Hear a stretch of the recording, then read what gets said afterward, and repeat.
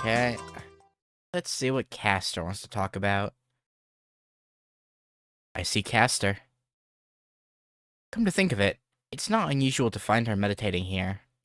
I wonder if there's something she's thinking about. 前、聖杯戦争について聞いたときは突っぱねられたけど。Maybe now's the right time. Maybe. Or maybe not. Perhaps I'd be able to hear the real story from her. Bah. Asking for the real story? What am I saying? I've already asked Castor everything I needed to ask. If I question her any further, I might end up touching upon the truth. That's too reckless. No matter how much she prefers living a peaceful life, she's still a natural-born witch. Yeah? She will eliminate mercilessly anything that does not serve her interests. As if sweeping away the dust before her, without hesitation. I can't let my guard down. Whilst living amongst someone whose very existence is something that hurts others, showing any weakness at all is fatal. そう。あいつは裏切りの魔女メディア。Yeah, indeed. 人間の敵として祭り上げられた繁栄優。Maybe don't mutter these things out loud when you're in her presence. That would probably be best. I recall the myth. Oh, is this just gonna be like the Lancer thing? We're just gonna get her backstory? Yeah, actually, we've gotten Lancers and Riders' backstories so far. And we already got an abundance of sabers just from Fate Stay Night. So yeah, I guess it makes sense that we get some more Castor / Medea backstory. Princess of Sorcery who received the teachings of the Great Witch. The cunning witch behind the demise of many countries in the Age of Gods. Aww. Princess Medea. The daughter of Aeetes, the king of Colchis, the edge of the east of the Greek world on the eastern coast of the Black Sea. A sorceress who received the teachings of Hecate, goddess of magic. A princess who led a sheltered life as a king's daughter. The innocent princess who was raised unbeknownst of the outside world was plenty content with just that. She neither wanted wings to set herself free, nor did she long for the vast outside world. She loved the country she was raised in, and was satisfied with living her whole life in the mountains. However, with the arrival of heroes seeking glory, the girl's hopes were shattered. The captain of the Argo appeared from the outside world. Argo. That wasn't Jason, was it? It was. Okay, I was right. Jason, the hero who arrived seeking the treasure of Colchis, the Golden Fleece, would cause Medea to betray her country. It was because the goddess aiding Jason, Aphrodite, put a curse on Medea, which caused her to fall blindly in love with him. Medea betrayed her father, gave the Golden Fleece to Jason, and escaped Colchis with Jason, now her husband. Even as the king of Colchis pursued the Argo to reclaim his daughter, the cursed Medea used magic to tear apart her brother who accompanied them into pieces, and scatter them across the sea. That's...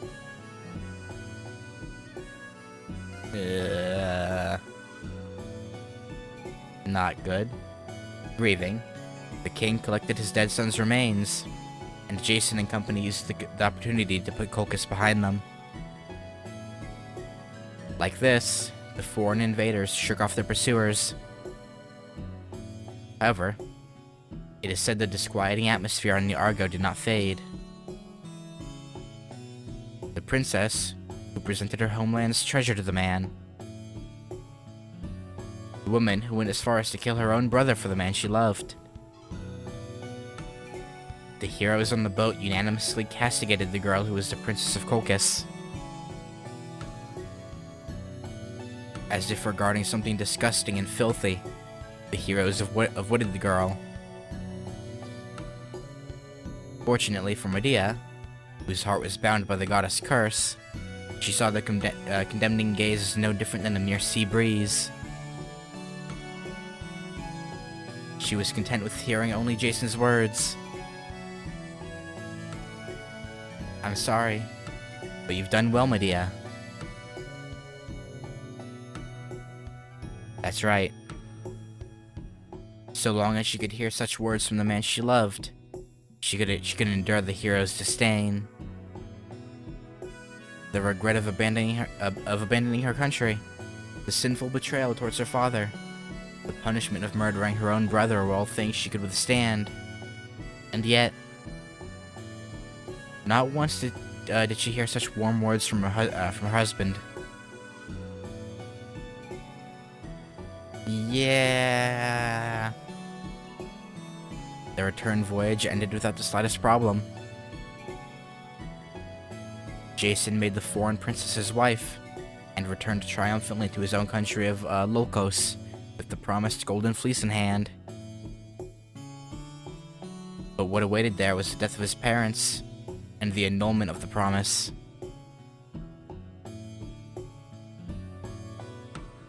Once the golden fleece is returned, thy throne shall be recognized. Peleus, the king of Lolkos, who promised this to Jason, cowardly laughed it off as a simple play of words. Fueled by rage, Jason commanded his betrothed. He's a cowardly usurper. Kill King Peleus.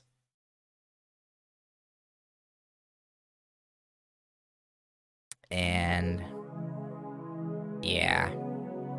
Though seized by her love towards Jason, Medea was still but a young girl. To the girl who had been shattered by her deed against her brother, Jason repeated insistently, "Kill. Kill. Kill King Peleus who broke his vow. Kill the king's relatives. That's right. The king alone will not suffice. Kill that unsightly successor, and the 3 princesses too." It did not take long for Jason to prepare the assassination. The king and his daughters were invited to Jason's house. In the center was the witch's cauldron. The girl had been bestowed it by the great witch Hecate, a crystallization of secrets and a foundation of mysteries. "My good king, we welcome you to our humble abode." Before anyone realized, the end had already begun to draw near. Unable to resist the man she loved and the curse of the goddess, Medea would use her own magic for the murder of the king. "King Peleus, let us feast our eyes on my wife's secret arts," the man she loved said proudly. The girl stirred the cauldron with eyes weary from crying. This would be the secret art of rejuvenation. The magic in which my wife, blank, is particularly skilled. Thus spoke the man whom she unknowingly came to love. Unable to oppose, the girl continued the ritual. "Let me go back." The hand stirring the cauldron grew ever so tired, feeling like lead. Come to think of it, from the moment she had put her country behind her, had she ever been able to sleep peacefully? Probably Hecate cursing you for... yeah. Her mind and body exhausted, she continued on as if surrounded by thick fog. Being this tired made her forget. Being this sad made her dull. Oh. Had she learned magic to do such things? No. No, you didn't.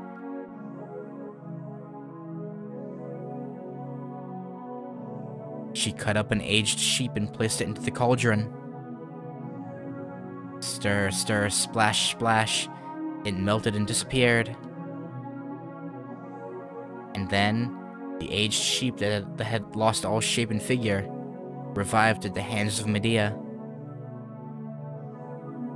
Its skin brilliant, and its eyes full of life. The aged sheep was reborn a lamb. The king, impressed, requested that he be rejuvenated as well. Then the girl spoke, just as instructed by the man she loved. For that purpose, the body must first be cut apart. This art requires that you die once. The king, fearless, ordered his 3 daughters he loved so to perform the dire deed.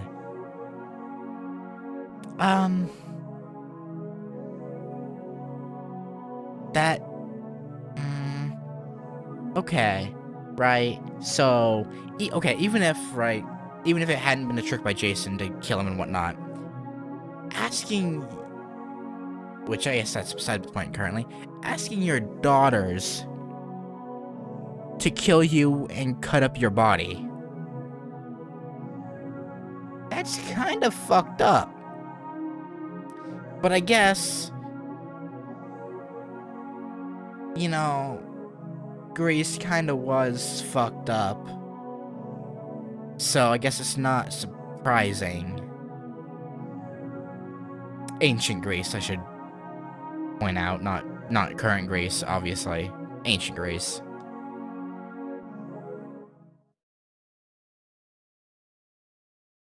The 3 princesses cut their father to pieces. Yeah. The king was thrown into the cauldron, and then...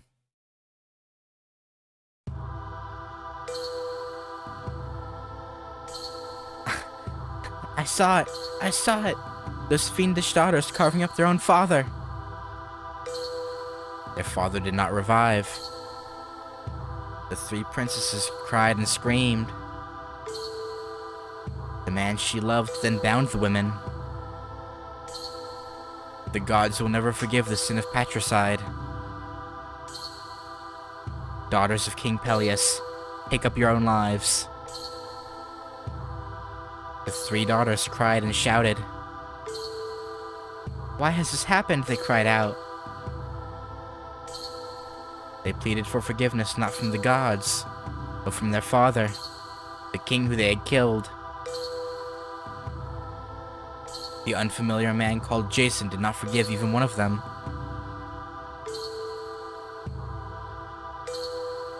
The goddess curse vanished at that moment. Her clouded heart finally cleared up, but it was too late.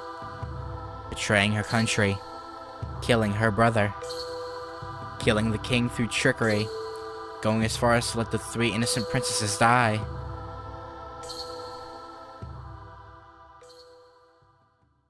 That day, the girl had undoubtedly transformed into a witch. Let me go back.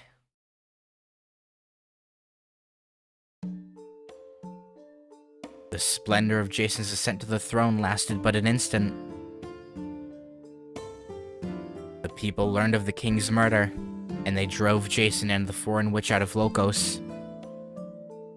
Jason, who had no place to return to, took the witch and roamed Greece, wandering at last to Corinth. The king of Corinth welcomed Jason, and before long proposed matrimony with his daughter Glaus. Marry Glaus and obtain the kingship of Corinth, or keep the witch's wife and continue to receive the king's protection. Jason didn't hesitate. Even though he had begotten 2 children from the witch, their bond was not enough to keep him near.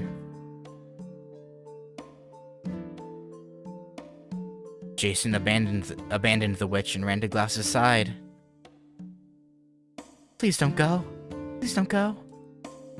I threw aside my home and country for you. I gave up everything for you. Have pity, if not for me, then for the children, I beg of you.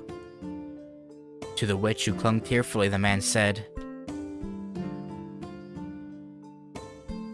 What are you trying to say? Was it not your fault that I lost my country? You terrible foreign witch. I never loved you even once. Ha. Before she knew it, home was too far. All hopes lost. She stepped onto foreign soil. Let me go back.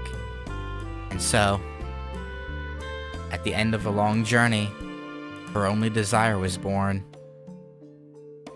But how could it be granted? Everything was but a dream of paradise. The girl became a hideous witch, and even upon returning home, not a single soul would believe her to be the young princess.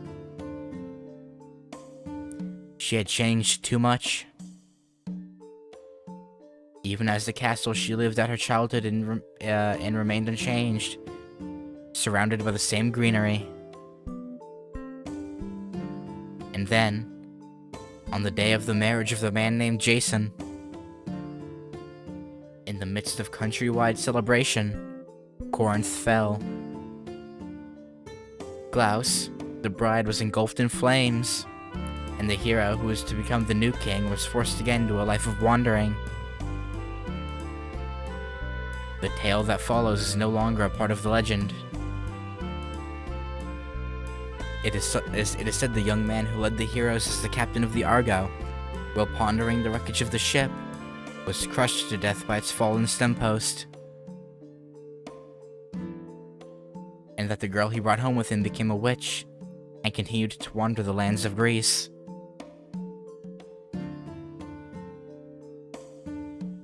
Even now, she gazes over yonder from the ashen shore. The many sins she had accumulated. Let me go back. And the many dreams she had left behind. Let me go back. Though she knew those wishes would never be granted. I want to return to my country before I die. As though in atonement, the woman continued to hope.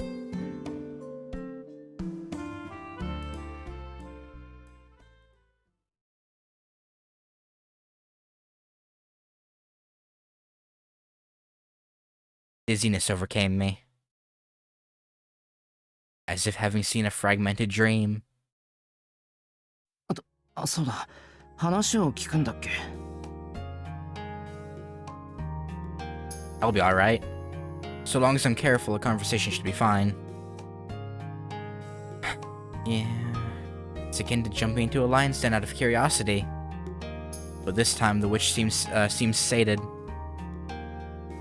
Surely she'd overlook an unpleasant question or two to kill some time. Will she now? また来たの？何のつもりか知らないけど、勇敢ね。私が一人でいる時がどんなに危険か分かっているでしょうね。Just as she says herself, being near Castor when there's no one else around is unquestionably dangerous. The real hazard is not the fact that she can use magic without the concern of prying eyes, but the fact that she cannot control her emotions while not under the scrutiny of others. Once Castor snaps, there's no way to stop her. She may act like a calm witch if an outsider were present, but when left alone, her feelings run wild. Well, people do call that being emotionally unstable or delusional. いや、ちょっと気になることがあって。今は機嫌が良さそうだから、今のうちに聞いておこうと思ったんだよ。It's a dangerous game you're playing, Shiro. Dangerous game. The atmosphere grows ever so slightly heavier. I guess she's already figured out what it might be about. 何かしら。あまりいい話ではなさそうだけど。Yeah. ただの質問。長居するのも恐ろしいし、サクッと聞くけどさ。あんたがこの状況を解決する気がないのは分かってる。それに関してはどうこう言う気はない。ただ、一つだけ知りたくなったんだ。あんたほどの魔術師なら、この4日間のことなんて簡単に調べがつく。なら本当の話、あんたは本当のことを知ってるんじゃないのかって。She may. 面白いことを言うのね。私が全てのからくりを知っていると？ A broad grin spreads across her face. It's the polar opposite of her smile from before. A smile that carries an unmistakable omen of death. 残念ながら外れよ坊や。Okay. 確かに初めは手を尽くして危うく天をつかみそうになったわ。けど今の私はその一歩手前。Okay. ほら、お遊戯は全てを知れば終わってしまうでしょ。だから解明するのはやめて、その前に手を離したのよ。やめておいたね。そりゃ同じことだろ。結局知ってるようなもんじゃないか。でもまだ誰にも教えてはいないわ。So, but why doesn't she want the days to continue? Or at least try to fix, like, that's what doesn't make sense. 犯人を当ててしまったら事件はおしまいですもん。この犯人は何もできないし、無理に捕まえる義理もないですからね。Actually, okay, yeah, no, you got a point. なるほど。犠牲者は出ないから感染してるってわけか。そういえば割と受け身だよな、あんたって。じゃあ今回もずっと傍観してくれるのか？私から手を出す気はないと言ったでしょ。You did. Yeah, でも but 最後の時になったらそう言ってはいられないでしょうね。終わるというのなら私も黙ってはいない。いえ、私じゃなくて私のマスターが。 and だけど and of course you're not gonna let Soichiro try and handle things by himself, of course. Makes sense. Well, it's the same thing in the end, sighs Caster. She may be known as a treacherous witch, but her obedience to her master, Kuzuki Soichiro, is absolute and unwavering. Well, you could also say she's head over heels for him. Okay, to be fair, in that story, her being a betrayer is not really her fault. She was cursed by Aphrodite, and then was essentially betrayed. Like, you can't really blame her for that. She seems to think she's not been found out yet, but it's a well-known fact to everyone aside from Kuzuki and Caster. The moment Kuzuki Soichiro says, "Assist me" to Caster, she would obey regardless of what it was. Yeah. あんたとしては続けたいけど、久月先生が解決すると言ったら手伝うってこと？そうよ。犯人の邪魔はしないけど協力もしない。いえ、できないのよ。終わる終わらないは私ではどうにもならないことですからね。 Okay. わかる？だからあなたは目障りなの。続けたいって言うなら飽きるまで続けさせればいいのに、自分から邪魔しようとしているんだもの。ほんと何度あなたを殺してやろうと思ったか。Oh, did you have to throw that in there? Really? 一応聞いておくけど、今の冗談。I don't think you want to know, Shiro. I really don't think you want to know the answer to that. あら、私が冗談を口にできる女かどうか、あなたは知ってるんじゃなくて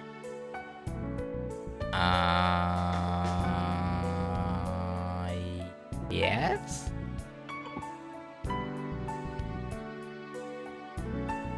My back freezes twice over. Uh-huh.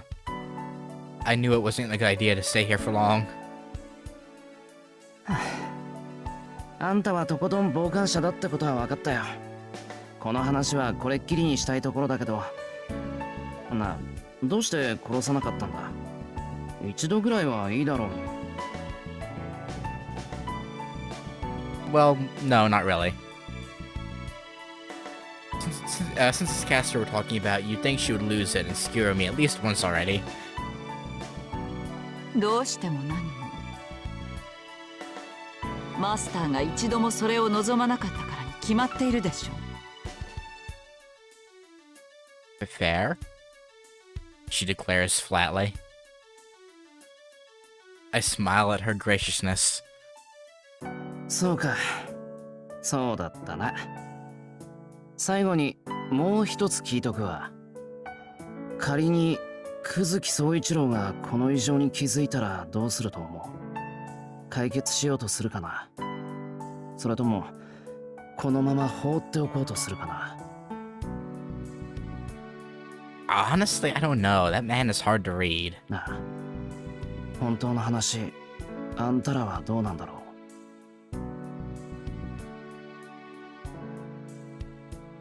For an instant, the air is completely frozen. I could have died 4 times within 3 seconds. Yeah, probably. Caster, restraining the magical energy that could kill me with just a glance. 解決するわ。総一郎の善悪は坊やとは違うけど、あの人は自分が間違っていると感じたことは正す人だから。Okay, that's good. Her answer has a shadow of sadness in it. そっか。あんたのマスターは俺に似てるんだな。Shiro, you're pushing your luck trying to put it like that. I say that to myself in reverence, as I let out the melancholy that had built up in my chest. 違うわね。あなたが総一郎に似ているの。I mean, yeah, he is older. Her reply echoes with pride. Then why does she hate Shiro? Because of how he uses that commonality? Is different from Kuzuki? ああ、じゃあこの辺で。Because she's proud of the fact that Shiro and Kuzuki have some similarity, but she hates Shiro. I guess it's because of how heavy-handed he uses that. That's just really odd. つまんない話をして悪かった。あんたは思う存分ここで我関せずを貫いてくれ。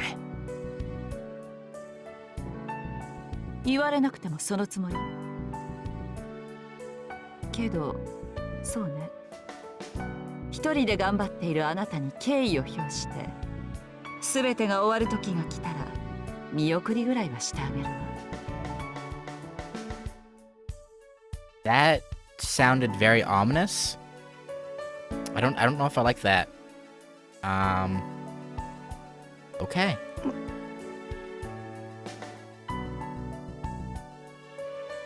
I'm dumbfounded. Her words leave me speechless. 何ですかその顔は。私の言っていることがわからない？私は最後の時になったら。分かってる。手伝ってやるって言ったんだよな。お世辞抜きで頼りにするよ。あんたたちに手伝ってもらえるのはもしかしたら一番の励みになるかもしれない。 Shiro, you are far too good at unintentional flattery. I leave Castor's garden. She fixes her robe and sees me off. What an unpleasant subject. Even though she was in such a good mood. There was just one moment where she looked like her past ominous self. Hmm. 本当の話、あんたらはどうなんだろう。The boy who said that is already leaving. The witch conceals her body with a black robe, and rather than disappearing, stands completely still. Someone who is like someone. Someone who is alike to someone. I see. Your master is like me. The present that is like reality. The illusion that resembles reality. That is wrong. It is you who are like my master. The disjointed thoughts swirl together and dissolve. A muddy mess. Scenes of the present world that have already become the memory of another.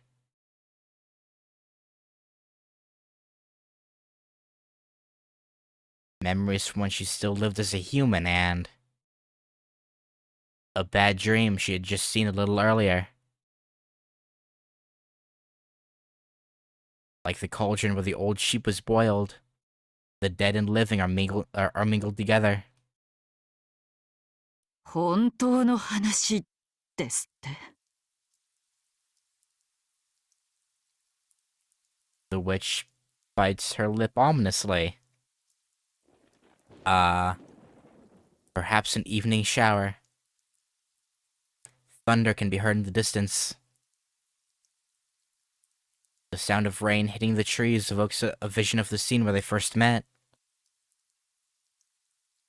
Even if she gives in to frustration, only one thing comes to her mind. That day. The dried out palms of the man that grasped the hand of the foolish woman who had never been chosen by anyone.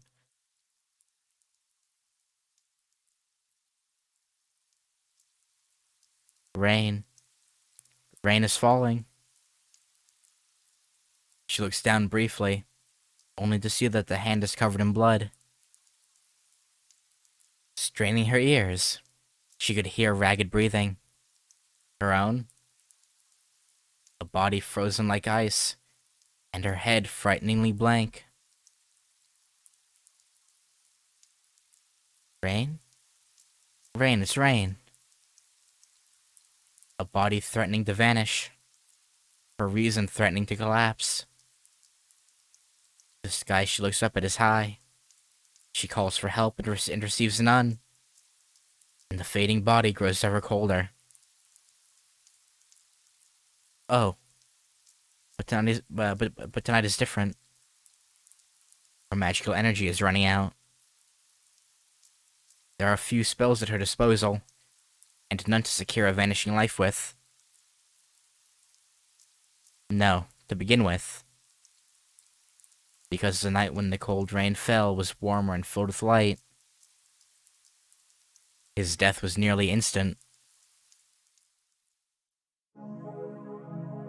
This is the story of one man.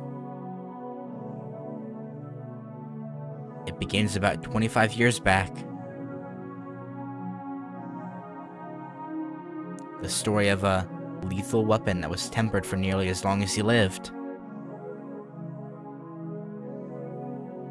We get this backstory of Kuzuki, or at least a bit of it, in the UBW anime. Is it not in the VN? Was it pulled, like, was the anime bit pulled from this instead, not FSN?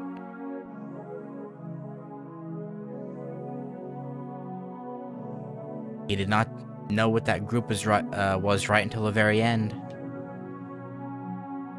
In the middle of secluded mountains, amidst a community that gathered and lived together like mountain ascetics, he came into existence.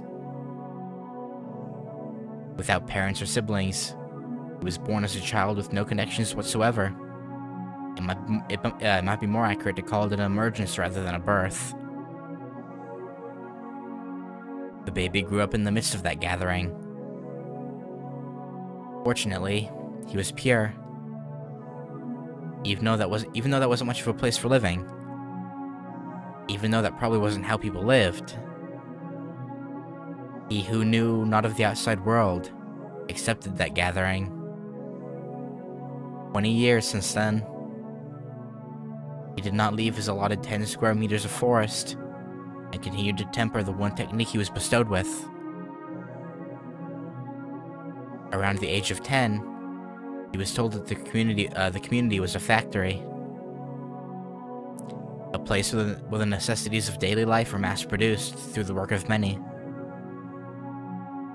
Since he had no experience in creating things, he didn't have to wonder which side he was on.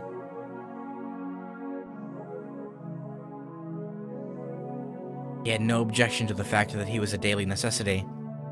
Instead, you could probably say he was relieved. It would have been strange otherwise. All day long, he single-mindedly repeated the same steps. No need for variety. Just perfect this one action, said the... That's the same as being a tool. Okay, no, I guess I was wrong.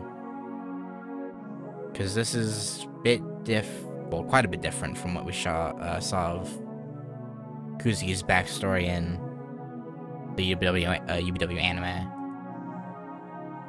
They consented to the fact that they were tools being used by total strangers, and further polished their function. To put it another way, those unable to come to terms were grief-stricken, became unable to keep up with their daily work, and disappeared even from the memories of the tools. It was shortly after that when he guessed his own function. Extra knowledge was driven into them for when the time came. Daily necessities though they may be, they had to become pseudo-humans to manifest their function. The knowledge necessary to function as a human. Though considered an excess, it was rare for them to be used without that knowledge. Although it would seem were against including extra functions, it was something unavoidable. To him and to it was no doubt an agonizing decision. Knowledge that he hadn't been taught until then. Things that are common knowledge for a human. Things that would make him inconsistent if learned. It was only dead weight to slow him down.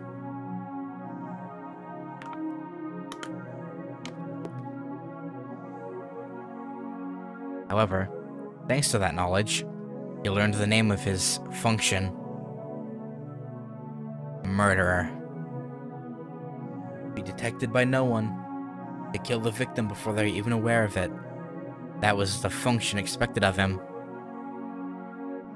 Being a fast learner, he left his 10 square meters of forest and came to serve more frequently at the court. But even that happened only once a month or so. There, he learned the cost of perfection and the appearance of the who are using him.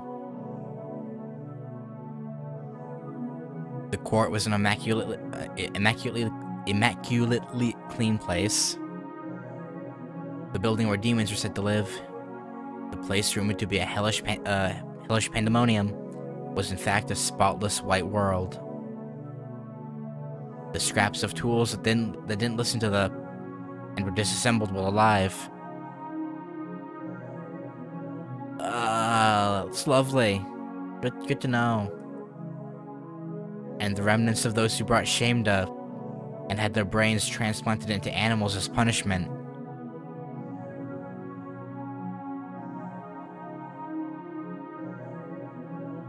Okay. And the fish tanks, packed with flesh of the children who were gathered for the comfort of... Dude! What the f... Okay. Nothing. None of it was there.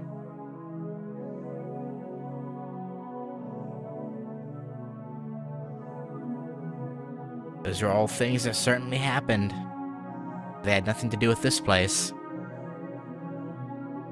In this pure space. Having known not one speck of guilt. As an ineffective form of staving off boredom. Aiming for nothing but the expansion of tonight's menu by a mouthful. Exchanged completely unrelated human lives for money. Please save me.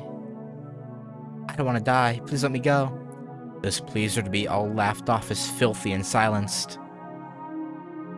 And so without the even noticing, the ones exploited realized something in their final moments. These humans were speaking a different language all along. They were both living beings, yet their hearts were created differently. Things like the voice of the dishes lined up along the dinner table did not exist to them. To the voice of other humans would never in a lifetime reach them. This isn't a matter limited to just their court. Thus said the ones who oversaw him. Those are the privileged few who use us tools. This world is governed by humans who are not humans. He was told his function was to kill just one person for them. He didn't think that was evil. Mentally, he was already perfect. His morality was bred for the convenience of the... To him, murder was not evil. If anything was evil, then it was actions that were not logical. The logic of a tool. The logic of existence. Simply put, if an ink brush loses use, then that is evil. If something made for killing people overlooks its target, that is injustice. If you put it this way, we're not doing anything wrong. There were creatures that had been given such preferences and privileges to, begin with. They cared about their slaves, then the reasoning by which the world was managed would not stand. And that is how he was taught. While he witnessed the cruelty, he did not detest them. If there was something evil, it was just one thing. Do not doubt one's own function. That should have been what was correct for him. Yet for some reason he still thought about it. What if he were to be given a function altogether different from this one? He thought of things that could be nothing but evil, like what kind of tool he would then have become. Towards his function, his daily routine continued. The art bestowed upon him was a fighting style called Snake, but he perfected it many years ago. Nevertheless, his daily routine did not change. No new techniques would be given to him. He was simply created as a snake tool. However much capacity he had, there would be no meaning in adding other functions. You know what that reminds me of? Now that I think about it, like thinking about Kuzuki's like whole appearance, he reminds me of that one dude from One Punch Man. I don't remember his name, but he's the guy that like wears a snake skin like vest and is like the martial artist guy. Can't remember his name. But like basically the one that at first tries to like initiate Saitama when he becomes a actual hero. Like now that I think about it, him and Kuzuki kind of remind me of each other.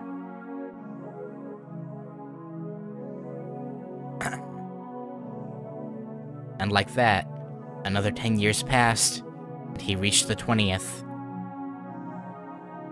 Finally, nearing his expiration date as a tool, he was given a chance to exert his potential. お前の完成には2000万の金と時間がかかっている。 If there was anything different from from other organizations, that would be it.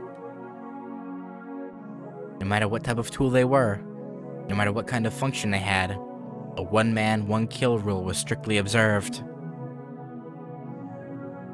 The exact same end awaited both outstanding talent and average junk. 2000万かけて育てた道具は2000万の仕事をすればよい。 Profits will be taken. You will not be used twice.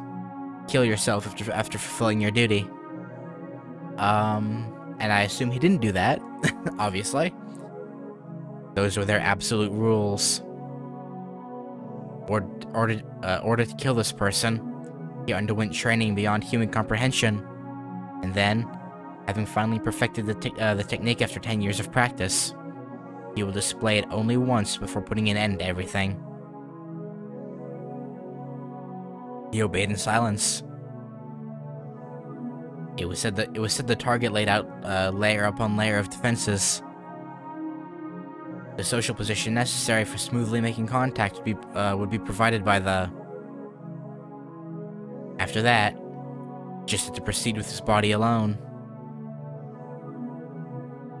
Proceeding empty-handed was done solely to make it easier to make contact with the key individual. When they leave the forest, they are promised death. A journey to die, regardless of their success or failure. Feelings of happiness. Frankly, they were likely there, however faint. Settling a balance of 20 years. Finding out the extent of his function. Even if the outcome was death, that was still plenty to look forward to.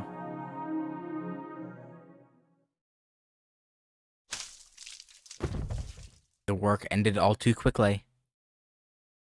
There were none of the expected guards or barriers. When he visited the building to do preliminary inspections for the real thing, he ended up finishing his job. But wow.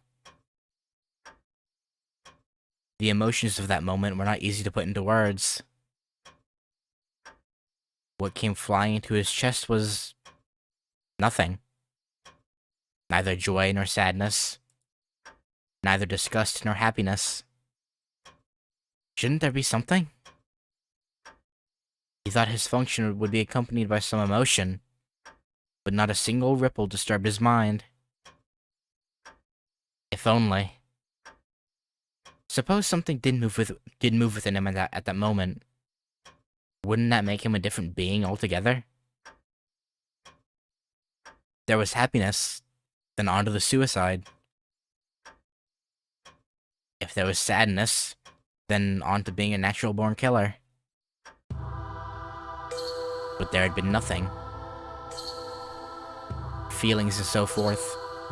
There were none whatsoever in the fruits of the technique he spent 20 years tempering. There was neither pleasure nor discomfort when he killed. Only the feeling of the puppet-like target's neck breaking was left in the palm of his hand. There was no reward, nor was there compensation. The shock of taking a person's life was nowhere to be found. Even his function itself seemed strange. Didn't need it. It was completely unnecessary. The murder of this target required no technique whatsoever. It was more like an accident. A level of difficulty that needed no training. An assassination that kids in the neighborhood could have performed. It was all excessive.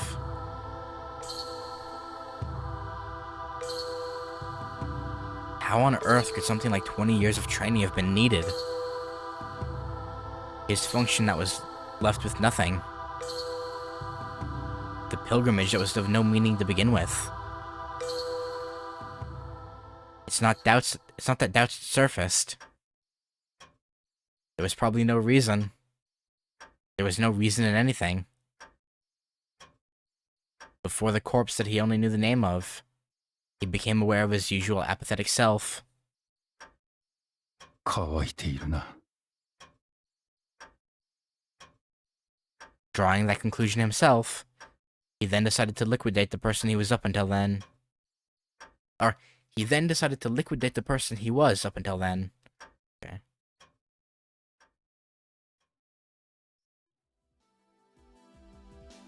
He did not commit suicide, but instead withdrew from the gathering and became independent. He did not even think about the option of going underground and hiding himself. He quite naturally moved to a faraway town and used the social position that was given to him for fulfilling his function.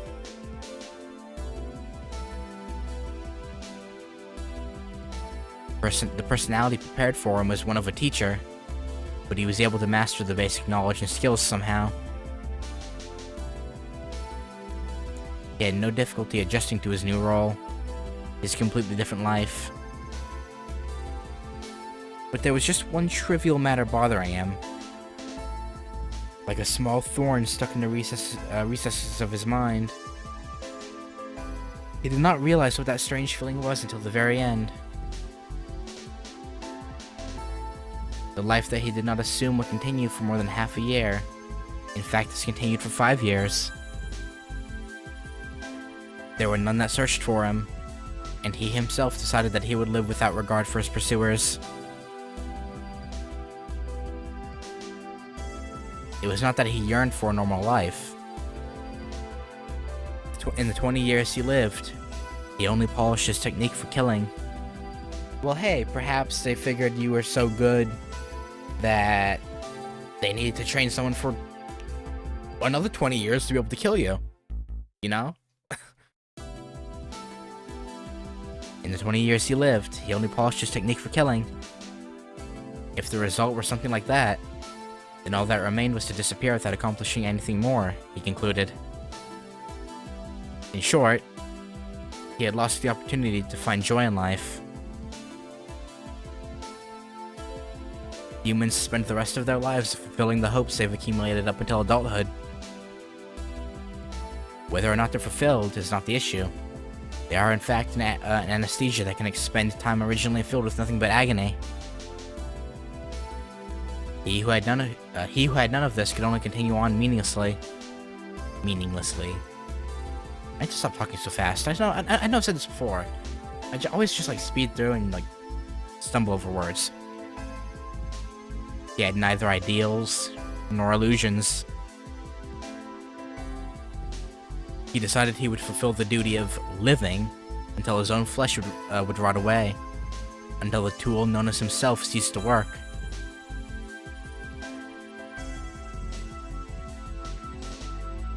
That would seem to make him a cold-hearted machine, but he was a human no different from those around him. It's just that his inspiration had died. What is dead does not revive. It is not that it's sleeping in the depths of his heart, or that it's regressed or anything. It just doesn't exist anymore. No matter how human-like a life he tries to live, he will never in his life feel inspiration. He never thought it to be painful, And the people around him assumed he was strong, too. There's nothing wrong with that assumption. But he did make an effort to rot away meaninglessly like this. With his dead heart, he walked the path of hell and endeavored to live among humans. And then he met that pale woman. He was returning home after finishing the day's work. As he was heading towards the temple gate, he caught sounds coming from the forest. Having been indebted to the temple, he took it as his obligation to see what was going on, and he found a woman covered in blood.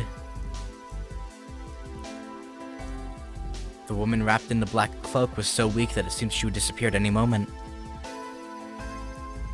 She seemed so frail that the word vanish rather than die would be more fitting to describe her appearance. Yeah. Later on, the witch would think this meeting was a miracle. But the thought was not hers alone. Even if it were an illusion, the impossible happened.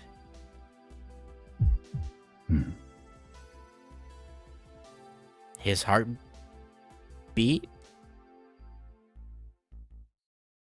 The heart that had beat at the same rhythm for tens of years had stopped for just an instant. The interruption had but a minor effect, but it did change the beat. Something that should have been dead trembled as if to stir. そこで何をしている? The woman collapsed without responding to his call. Forced in the night, rain, a weakened body, clearly not a decent person. Trivial matters, including a cloak covered in blood. This woman is dangerous. Even if he tried to distance himself from it, he was out of place as well. There was no way he couldn't pick up the scent of one who was the same as him. But still, he looked after the woman. It was not out of sympathy for someone similar, a fellow murderer that he saved. He helped because the person had collapsed before him. The reason why he saved her was simply that.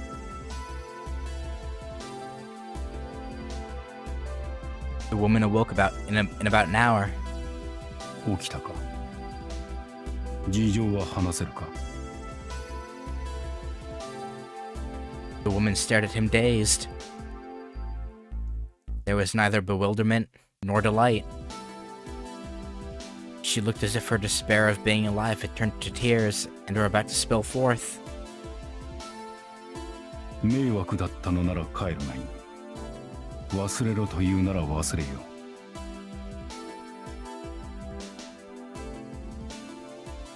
How did the woman take his words? Did she think she could use him? Or did she let her guard down at his kindness? The woman divulged her background, and he all too quickly accepted her rather peculiar identity. He embraced the woman, and also acknowledged participation in the killings known as the Holy Grail War. Of course, the witch was probably surprised too. The woman's condition was, although slightly, improving. Because while she gloated that she could have, the moment she were rejected, used magic to control his heart, her vile schemes were undone with just a single statement. It's not that he consented to her out of fear, or that he was interested in the Holy Grail. He cooperated with the woman because she had asked for his help.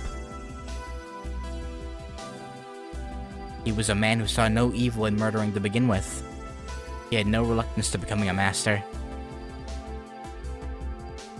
However, the truth is that he cooperated to distance himself from the past. If you assume there was a moment of disconnection, then this would be it. He didn't realize why he had abandoned the life he had worked for until now and taken up the woman's cause. 極力今の生活を乱さないようにしろ。手が欲しい時は言え。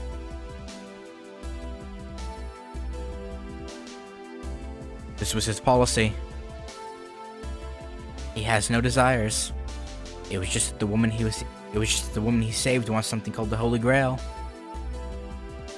If he fights, then it's not for the Holy Grail, but for the woman. Simp. I'm kidding. Since he promised to aid and cooperate, lending his strength to the woman is a natural obligation. To him, the Holy Grail War was an abnormality, but it was not a wrongdoing. Because to him, evil is defined as something that negates his established function. And so he became the Master of Caster. Master of Caster. He was a master without command spells, but she obeyed his words.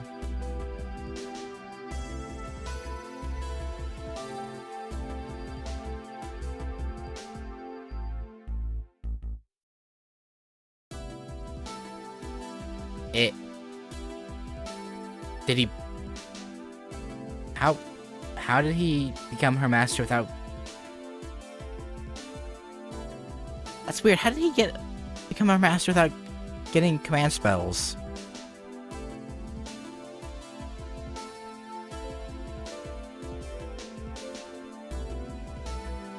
Oh, I guess... Okay, yeah, that makes sense. Caster. Okay, yeah. I guess, yeah, she probably did a similar thing that Rin did with Shiro. She made a pathway between their magic circuits. Or... Yeah, that has to be it, right? Probably? I don't know. He knew nothing, he was a master without command spells, but she obeyed his words. He knew nothing like magic to begin with. She only used him to stay in this world, and planned to treat him as a puppet. And he himself did not participate in the Holy Grail War. Rather, he left the fighting to the woman. If there ever was a chance that he would reject her, it would only happen if she denied the Holy Grail War to begin with. As the user and the used, their relationship was perfect. I want to go back.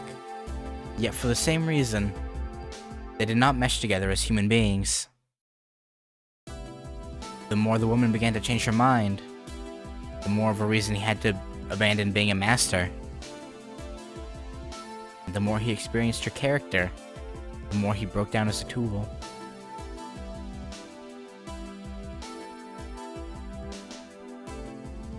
That sense of nostalgia. You had no place to return to do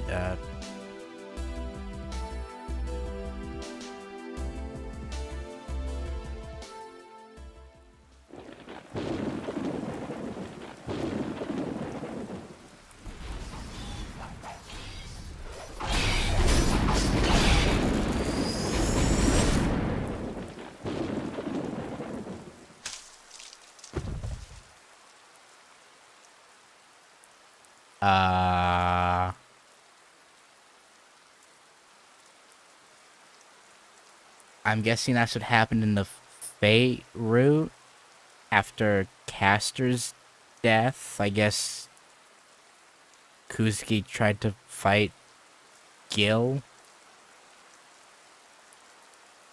The battle ended quickly. The gatekeeper, assassin, was defeated by the enemy servant, and the master who went out to face him, too, was defeated by the Rain of Swords. His abdomen was cruelly torn apart. The arms he spent over 20 years tempering vanished below his shoulders. Master! Master!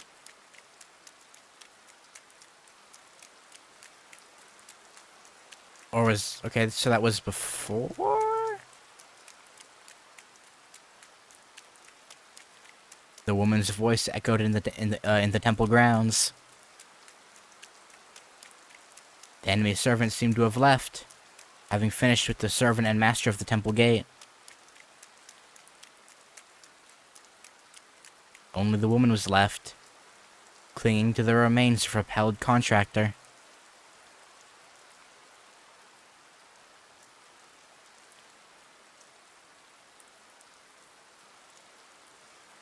I can't... Okay, is this maybe not the Fate route?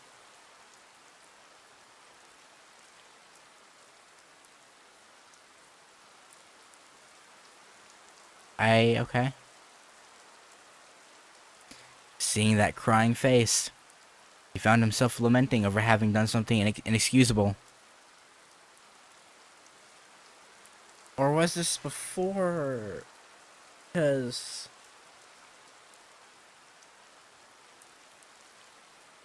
I don't remember. It was not an illusion that his fading consciousness was showing him. His heart that should not have existed shed blood on the verge of death. The woman wished to return home. The idea of a place to return to did not exist for him. A repeated sense of nostalgia. A place he'd never seen nor heard of. A dream of a paradise that he did not even have an impression of to begin with. That he did not know how to take in, even in his last moments. ここから離れろ、キャスター。お前の気配を察すれば、今のサーバントが戻ってくる。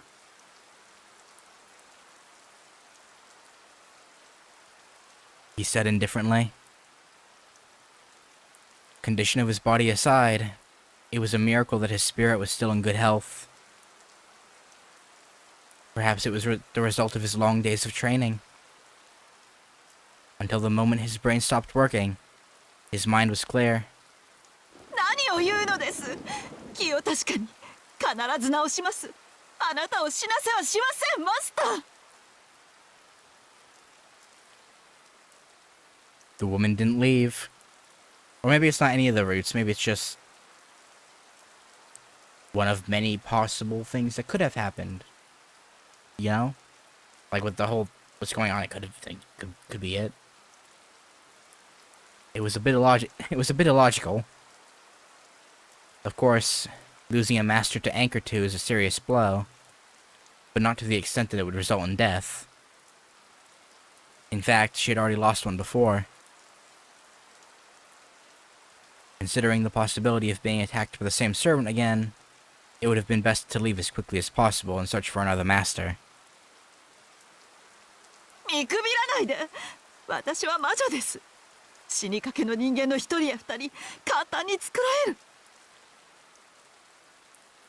A miracle would not happen. The magical energy stockpiled in Ryuta Temple has been destroyed by the enemy servant, and the injuries were inflicted with a mortality curse by their noble phantasm. 簡単。こんなの何度だってやってきたことなんだから。失敗なんてしない。失敗なんてしない。失敗なんてしない。こんな簡単な治療、手こずったことなんて一度もない。Whilst crying, the woman recited magic as if apologizing. But it was no use. Even the divine words she spoke had lost their usual power. The woman's face filled with more sadness with each passing moment.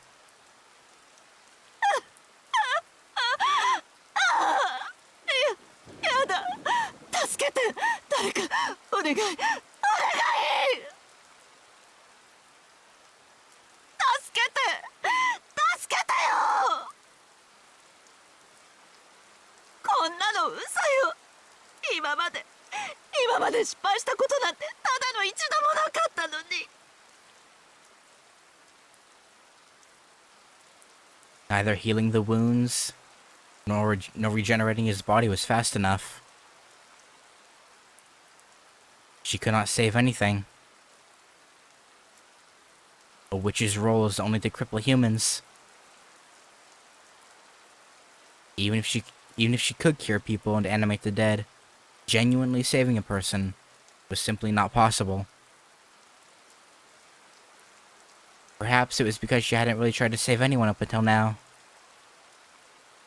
She had not known of that rule until this very moment.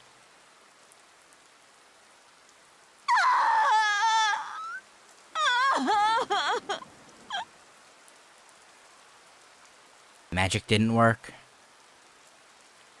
She called for help, but no aid ever came. The sky she looked up at was high, and she could not stop his falling body temperature.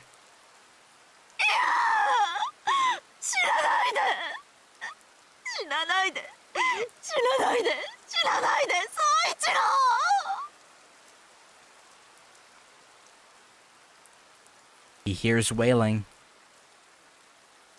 Looking at her crying face gives him a headache. He realizes that this is because of sadness, and finally, accepted that he couldn't become a tool. He just thought to live normally. When he murdered a person and became free, he accordingly took up the view that the rest of his life could only be spent away. With a blatant lie. He dared not admit it, but he actually regretted that. He always kept in his heart those meaningless 20 years and the person he killed who he had only known by name.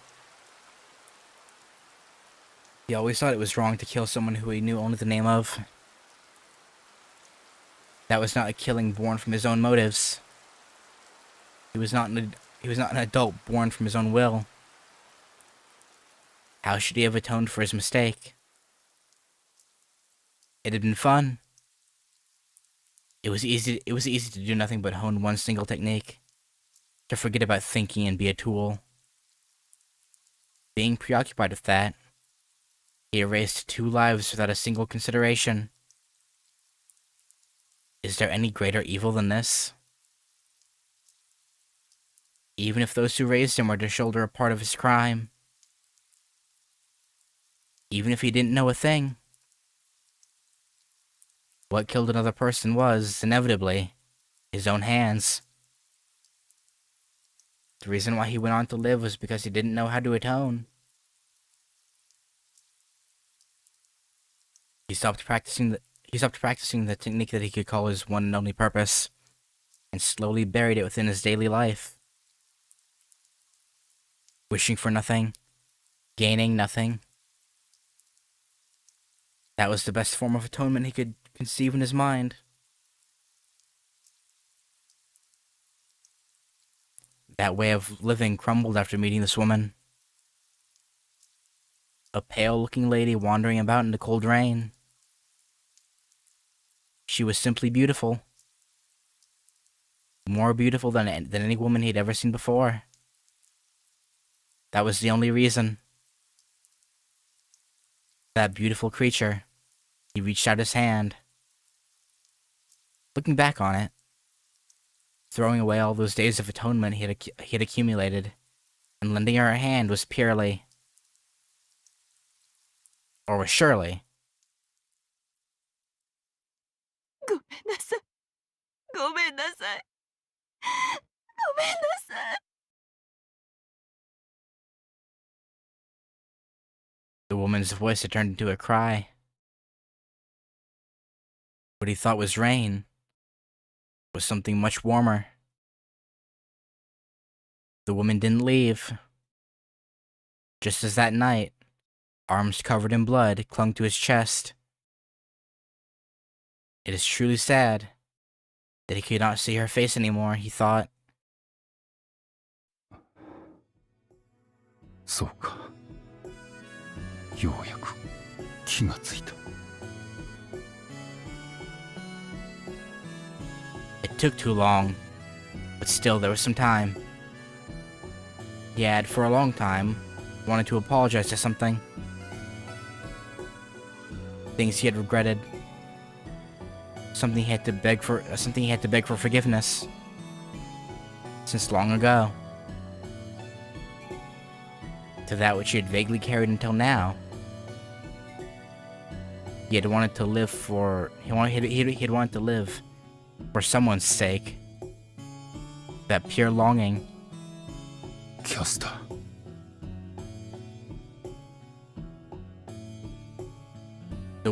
The woman would not leave. Even though the footsteps of death may have already gotten close. ごめんなさい。ごめんなさい。ごめんなさい。 It seems the apology was directed at himself.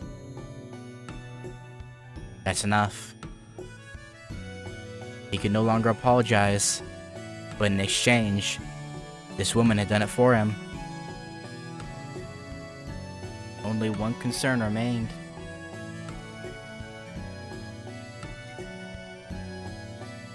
He had to release this beautiful bird back to where it came from. キャスター The woman would by no means leave him. When he could no longer see anything, in the interval when he would allow for everything. いいかもう行きなさい君はこんなところにいてはいけない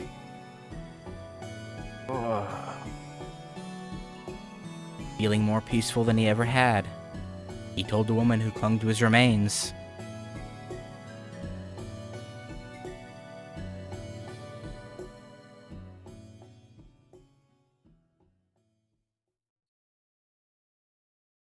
Where the woman who was left took off to is already a distant story.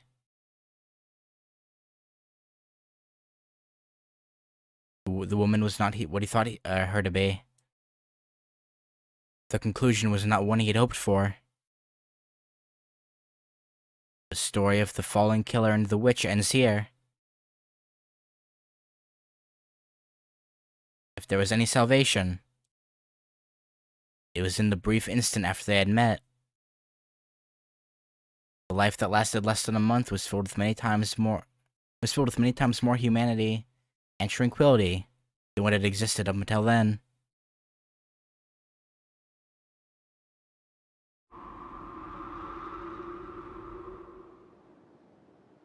Dizziness overcame her, as if having seen a fragmented dream.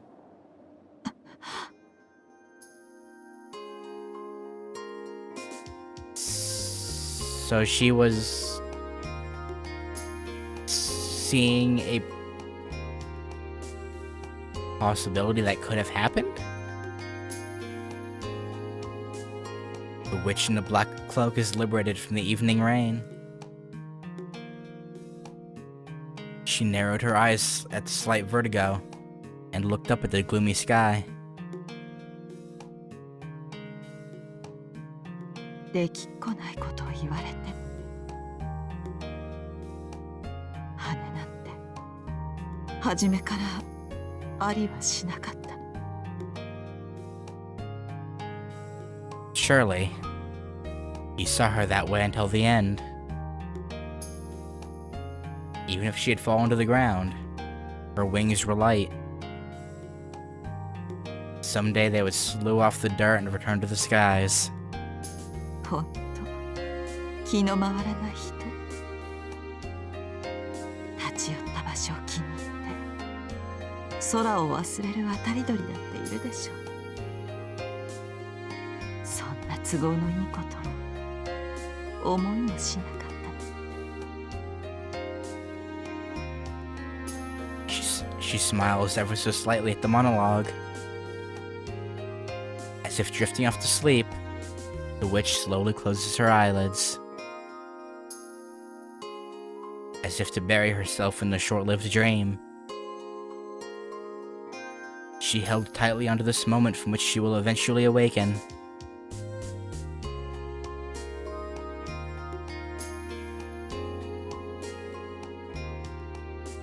This is yet another fragment fragment that has already passed on, broken into pieces, and, after faltering for a brief moment within the heart of the bearer, ceases to resist and simply flows away.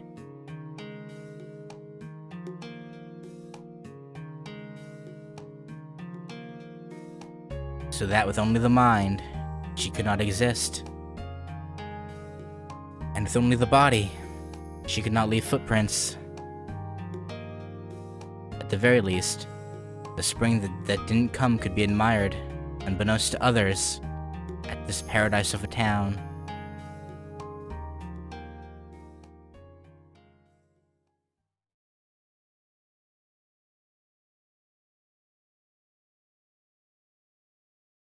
That's why Castor stopped and doesn't want to end it herself. So yeah, that experiment Rin did then, right? Remember? And they theorized that it could have torn up the hole in the fabric of reality, or whatever. I don't remember the exact details. But they could have made it to where every possibility converged and won. She is seeing back into those possibilities and knows that Kuzuki would be dead. And that's why she stopped. Like, she knows that Kuzuki would wish for it to be fixed. So that's why she's not attempting to stop Shiro. And even then, if she did, she knows he would just come back and a new him would get just a little bit further every time. But I think that's why she stopped herself from really finding out, like really like putting an end to it. Because she knows Kuzuki will be dead and... Well, I'm sure she doesn't really care if anyone else disappears. But yeah, her and all the other servants would just disappear. Which is kind of freaking sad, to be honest. Like,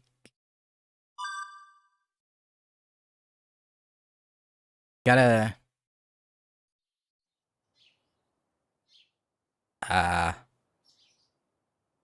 Okay, before I read this, I'm gonna continue my thought.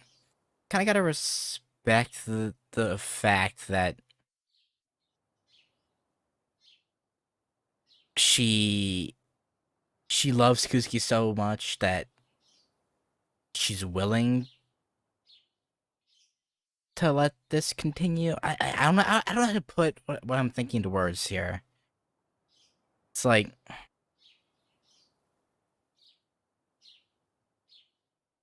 she doesn't want to have it on her conscience that it's because of her that Kuzuki's life ends. But she's not gonna be so selfish as to prevent someone else from putting things right. It just sucks though, because I don't remember. Is there any... Because Kuzuki dies in the Heaven's Feel route.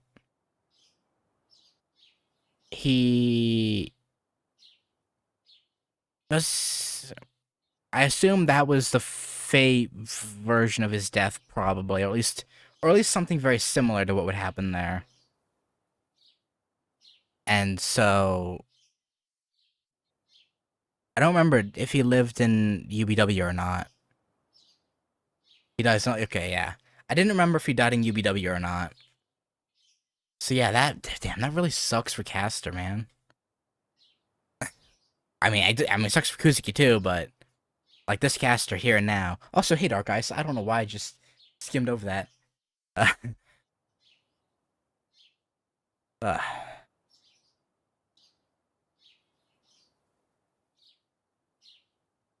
oh yeah, that's right. That's right. I remember now. Because after all the battle and whatnot, and Archer's like, and yeah, that's right. I remember now.